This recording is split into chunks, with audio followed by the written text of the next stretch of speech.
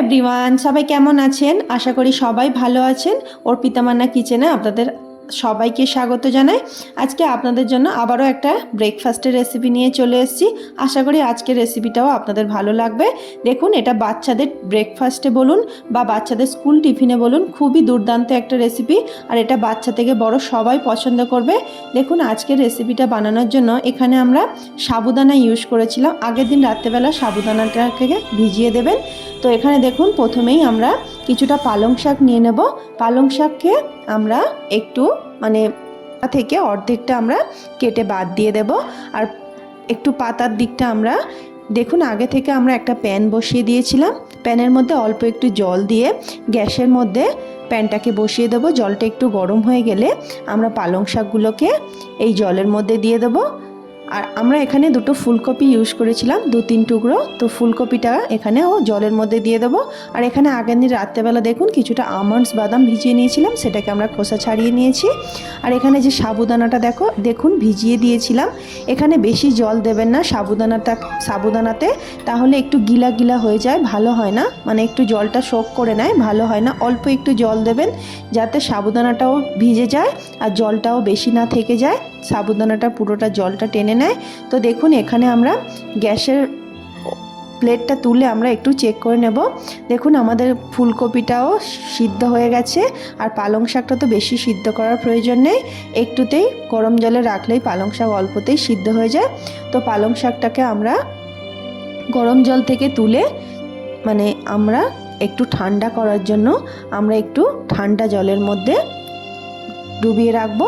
এখানে আমরা একটা পাত্রের মধ্যে কিছুটা ঠান্ডা জল নিয়ে নিয়েছিলাম।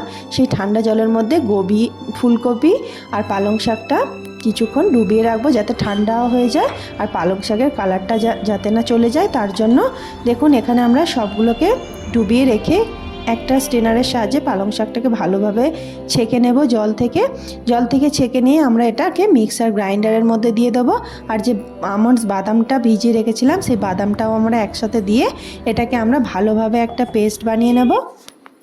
পালং শাক আর বাদামটা বেটে নিয়েছিলাম, সেই বাদামটা পেস্টটা আমরা একটা প্লেটের মধ্যে ট্রান্সফার করে নেব।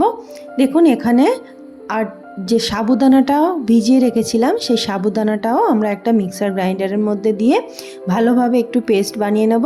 আপনারা চাইলে হাতের সাহায্যেও ম্যাশড করে নিতে পারেন, কিন্তু অনেক সময় দেখবেন সাবুদানা ম্যাশড হতে চায় না, একটু দানা দানা থেকে থাকে, বাচ্চারা খেতে চায় না। তো তার জন্য আমি একটু মিক্সার গ্রাইন্ডারের মধ্যে গ্রাইন্ড করে নিয়েছিলাম। আপনারা যদি হাতের সাহায্যে ম্যাশ করতে চান, পছন্দ করেন, তো তেমনিভাবেও করতে পারেন। এবার এখানে দেখুন, আমরা যে গোবিটা সিদ্ধ করে নিয়েছিলাম সেটা একটা স্ট্রেনারের মাধ্যমে একটু গ্রেট করে নিয়েছি। আমি এটা মিক্স করে গেছিলাম বলে স্ট্রেনারের সাহায্যে করেছি, না তো আপনারা পালং শাকের সাথেও এটাকে পেস্ট করে নিতে পারেন। তো দেখুন, এখানে আমরা পুরো গোবিটাকে এই পাত্রের মধ্যে দিয়ে দেব। আর এখানে অল্প একটু আদা দিয়েছিলাম, সে আদাটাকে আমরা ভালোভাবে একটু গ্রেট করে নিয়ে এই পাত্রের মধ্যে দিয়ে দেবো। আর দিয়ে দেবো স্বাদ মতো নুন। আপনারা পরিমাণটা বুঝে নুনটা ইউজ করবেন। তো এখানে আমরা পরিমাণ মতো নুন দিয়ে দিয়েছি। আর এখানে দেখুন দিয়ে দেবো 1 চামচের মতো একটু জিরে গুঁড়ো। আর এখানে দিয়ে দেবো অল্প একটু হালকা কালারের জন্য দিয়ে দেবো একটু হলুদ গুঁড়ো। আর একটু দিয়ে দেবো ঝালের জন্য একটু গোলমরিচ গুঁড়ো। অল্প একটু সামান্য একটু দিয়ে দেবো গরম মশলা গুঁড়ো। দেখুন, এই ব্যাটারের মধ্যে আমরা সব মশলাগুলো দিয়ে দিয়েছি। দিয়ে আমরা হাতের সাহায্যে পুরো মিশ্রণটাকে ভালোভাবে মিশিয়ে নেব, যাতে সব মশলাগুলো ভালোভাবে সব জায়গায় মিশে যায়। এমনিভাবেই, এখানে কোনো জল দেওয়ার প্রয়োজন নেই। এই সাবুদানার মিশ্রণে আর পালং শাকের মিশ্রণে পুরো ব্যাটারটা ভালোভাবে মিশে যায়। তো এমনি একটা ব্যাটার তৈরি হয়েছে দেখুন। এবার আমরা একটা গ্যাসের মধ্যে একটা প্যান বসিয়ে নিয়েছি। প্যানের মধ্যে আমরা অল্প একটু তেল দিয়ে দেবো। তেলটা দিয়ে ভালোভাবে একটু ব্রাশ করে নিয়ে যে সাবুদানার ব্যাটারটা আমরা বানিয়ে রেখেছিলাম, সেই ব্যাটারটা আমরা ছোট ছোট চিলার আকারে এই প্যানের মধ্যে দিয়ে দেবো। এখানে ছোট ছোট প্যানকেকের মতো এটাকে বানিয়েছিলাম।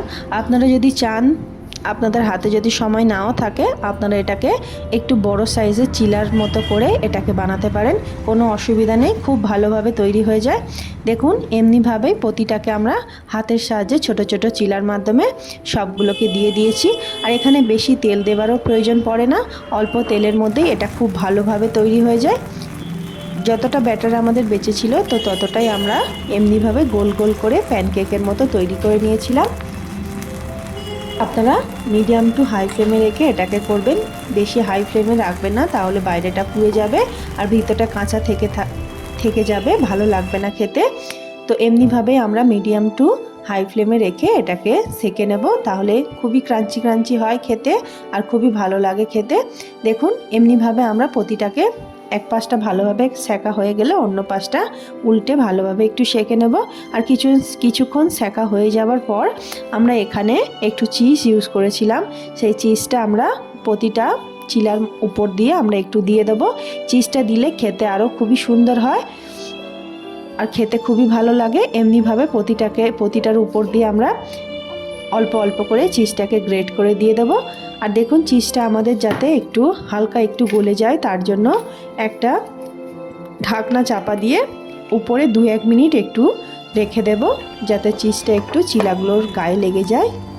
তো এমনিভাবেই আমরা প্রতিটাকে তৈরি করে নিয়েছি। দেখুন এবার আমরা এটাকে একটা প্লেটের মধ্যে তুলে নেব। দেখুন কত সুন্দর দেখতে হয়েছে। আমরা আরও একটাভাবে তৈরি করেছিলাম, তো সেটা আপনাদের সাথে শেয়ার করেছি। দেখুন এখানে আমরা একটা আপের প্যান নিয়ে নিয়েছিলাম, সেই প্যানের মধ্যে এগুলোকে তৈরি করে নেব। প্যানটাকে আমরা প্রথমে গ্যাসের উপরে বসিয়ে দিয়েছিলাম, প্যানটা গরম হয়ে যেতে আমরা অল্প অল্প করে তেল দিয়ে এটাকে আমরা স্পুনের সাহায্যে গোল গোল করে এই আপে প্যানের উপরে দিয়ে দেবো। দেখুন সবগুলোকে আমরা এমনিভাবে দিয়ে দিয়েছি। এবার ঢাকনা চাপা দিয়ে এটাকে আমরা সেঁকে নেব কড়া কড়া করে।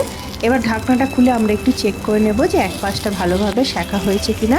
তো আমরা ঘুরিয়ে ঘুরিয়ে অন্য পাশটা একটু ভালোভাবে ক্রাঞ্চি ক্রাঞ্চি করে সেঁকে নেব। দেখবেন অনেক সময় বাচ্চারা একই ধরনের শেপের খাবার খেতে পছন্দ করেন না, তো আপনারা এমনিভাবে ঘুরিয়ে ফিরিয়ে বানিয়ে দিতে পারেন। তো এমনিভাবে আমরা দেখুন প্রতিটাকে ঘুরিয়ে ফিরিয়ে একটু লাল লাল করে সবগুলোকে সেঁকে নেব। তো এমনিভাবেই আমরা প্রতিটাকে ঘুরিয়ে দিয়েছি। এবার আমরা দেখুন উপর নিচটা ভালোভাবে কড়া কড়া করে সেঁকা হয়ে গেলে তো এটাকে আমরা একটা প্লেটের মধ্যে নামিয়ে নেব। দেখুন কত সুন্দর দেখতে হয়েছে আর খেতেও অসাধারণ হয়। আপনারা অবশ্যই একবার বাড়িতে বানিয়ে ট্রাই করবেন।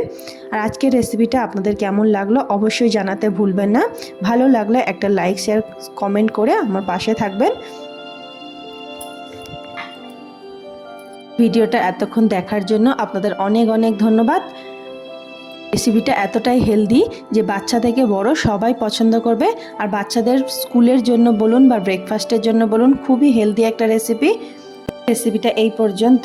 আবার দেখা হবে নেক্সট একটা ভিডিও নিয়ে নেক্সট ডে। ততক্ষণ আপনারা ভালো থাকবেন, সুস্থ থাকবেন। রেসিপিটা অবশ্যই বাড়িতে বানিয়ে একবার ট্রাই করবেন। আপনাদের কেমন লাগলো অবশ্যই জানাতে ভুলবেন না কমেন্টসের মাধ্যমে। টাটা সবাইকে।